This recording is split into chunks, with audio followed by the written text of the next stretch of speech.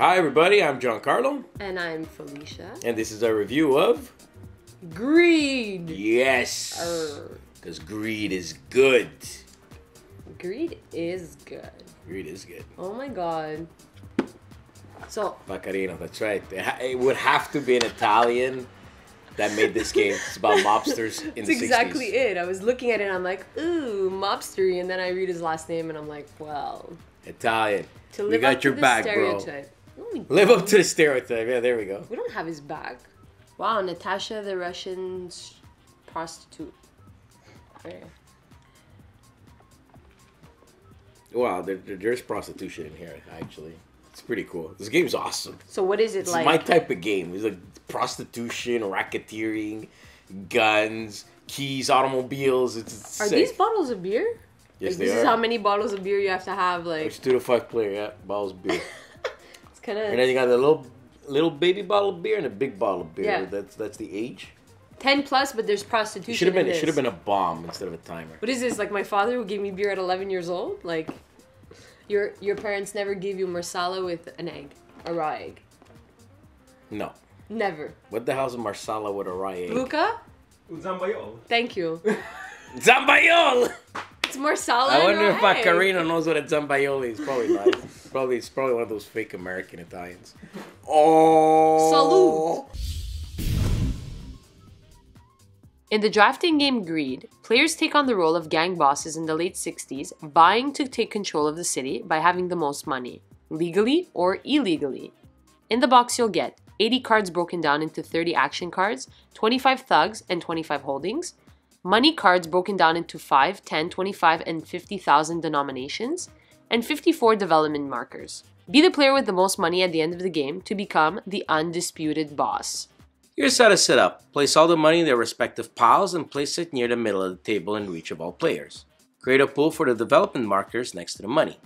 Take the rest of the cards and shuffle them thoroughly, dealing 12 cards to each player. Place the rest of the card at the center to create the draw pile. You're now ready to build your ruthless empire. The game is played over 12 rounds. Each round is broken up into 4 phases, which are select a card, play a card, perform actions, and resolve each turn abilities. The first phase, select one card, is just that. Players take a card from the hand dealt to them. Once done, they'll place the rest of the cards between them and the player to their left. Players are in effect drafting cards. Now it's important to note that the first 2 rounds of Greed, players can only do this first phase. So the second round, they'll take a card from the stack of 11 cards between them and the player to their right. Once they've drafted their third card, we move on to playing a card. Before we get into the explanation of this phase, let's take a look at some of the card's anatomy. You'll know a thug card by its green thug title and symbol at the bottom of the card. On top of that, you'll notice text, which are the thug's special ability. Now, if the text is on a yellow post-it note, it means you can use it multiple times in specified places. If the text is on a green background, it's a one-shot used in specific places as well, either come into play effects or on the next turn, as the card text states. Now, in the upper left side, you might see some icons a thug provides, either a gun, car, or key. These will be used to trigger abilities, actions, or needs required to play cards. Right under the thug's image, you might have to pay a cost or need. Now, if a card says need, it means you need to have those icons on your board for you to play it. If there's a cost, it means you'll have to discard that type of card from your board by placing it in the central discard before you can put that card down. A lot of holdings will have a cost for you to pay, usually with money. Just return the required amount of cash to their respective piles. When you play a holding, they as well have icons in the upper left side. For each icon it shows, place a development marker on it. Furthermore, for each other icon your other cards have matching it, place that many development markers on the holding. These represent shares in legal businesses and are worth $10,000 each at the end of the game.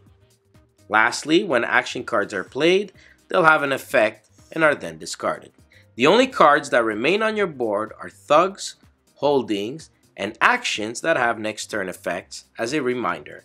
Then it is discarded in turn as well.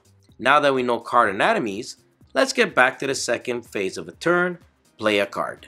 When you play a card, place it face down in front of you until all players choose a card to play this way. Then, players reveal the card they choose simultaneously. Here the third phase happens: perform actions. The turn order for each card will be found in a numbered circle at the bottom right corner. The lowest number gets to do their action first. If a card shows a cost or need, make sure it's met by the respective player or it is discarded with no effect. Once all players perform their action, make sure you resolve each turn. When that's done, start a new round by taking the stack of cards between you and the player to your right, and repeat the process. Once players take the last card that signals the final round, at the end of that round, the players count their cash and development markers, which are $10,000 each. The player with the most amount of money is top boss and wins the game. Being Italian, this game has a theme I love: gangsters, and a game mechanic I love as well: drafting. So, is it good? Let's break it down. Opening the game, we notice the cards, tokens, and rulebooks are decent enough quality. We wouldn't expect anything less from Queen Games.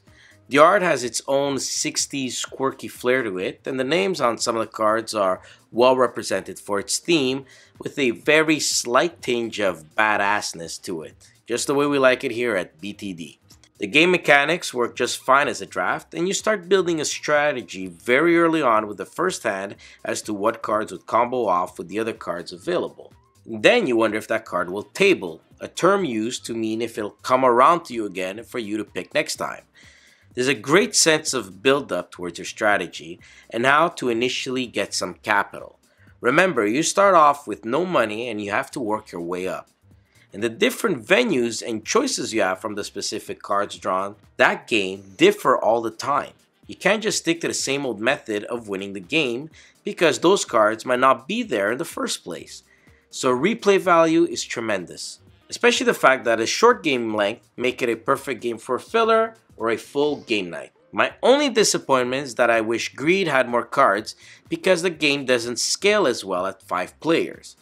By then, almost all the cards are in the game, so that sense of not knowing if the card is in the game or not gets lost. Of course, that's offset by the possibility that another player might have taken it. One thing's for sure, it's already making me salivate for an expansion.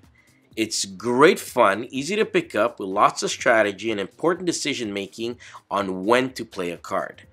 I would even go so far as saying it's one of the best gateway draft game I've encountered in a long time and is perfect for any beginner interested in drafting mechanics.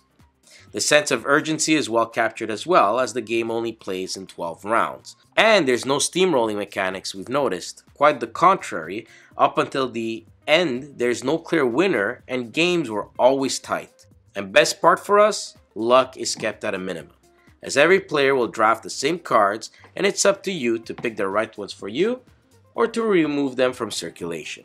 Greed should be in everybody's collection. This little game gets a boss score of 8.5 bada bings out of 10.